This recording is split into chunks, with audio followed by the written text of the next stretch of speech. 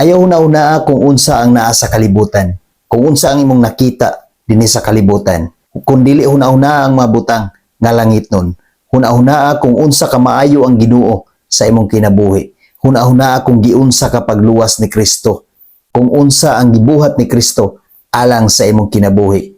Tungod kay si Kristo namatay o gilansang alang sa matag usa kanato. Busa huna ang mga butang nga langit nun, dili ang mga butang nga yutan-on. Una sa kanunay igsuon na ang atong kinabuhi natago na gayud didto ni Kristo. Busa ang atong kinabuhi makita usab didto ni Kristo. Dili nato ipagamit ang atong mga kinabuhi dinhi lamang sa kalibutan, sa makalibutanon lamang nga mga buhat.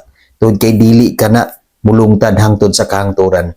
Temporaryo lang kanang tanan. Apan kung ang atong kinabuhi atong ipagamit ngadto sa Dios, sa Kristohanon nga paagi, sa langit nun nga mga tinguha, ang atong kinabuhi sa kanunay aduna gayud kini kasiguruhan. Kolosas 3 bersikulo 2 hangtod sa 4. Huna ang mabuta nga langit nun, dili ang yutan-on. Sa bersikulo 3, kay ang inyong kinabuhi namatay ug ang inyong kinabuhi natago uban ni Kristo diha sa Dios. Sa bersikulo 4, ang matuod ninyong kinabuhi mao si Kristo ug inigpakita niya makita usab kamo.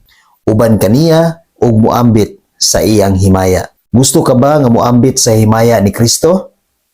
Pagkinabuhi sa mga butang nga langit nun. Ayaw sa mga butang nga yutan-on. Tungod kay ang mga butang nga yutan-on, magpabilin lang na dinhi sa yuta. Ang importante igsuon, doon na kay relasyon ngadto sa Dios. Pagtigom og mga butang nga iya sa Dios. Pagbuhat og mga butang nga makapahimuot og makapasidungog ka sa Dios. Dili nga sa kalibutan ka nagpasidungog. Tungod kay kung magpasidungog ka sa kalibutan, dili ka kahimutan sa Dios. Ayaw tuguti ang imong kinabuhi igsoon nga malayo sa presensya sa Dios. Tungod kay kining atong kinabuhi natago na uban ni Kristo. Pinaagi sa kamatayon ni Kristo dito sa cross sa Kalbaryo. Atong naangkon ang kaluwasan sa tanan nga nituo ug nidawat kaniya. Busa sa kanunay magkinabuhi ug maghuna-huna kita sa mga butang nga makapahimuot sa Dios, sa mga butang nga langit nun, dili sa mga butang nga yutan-on.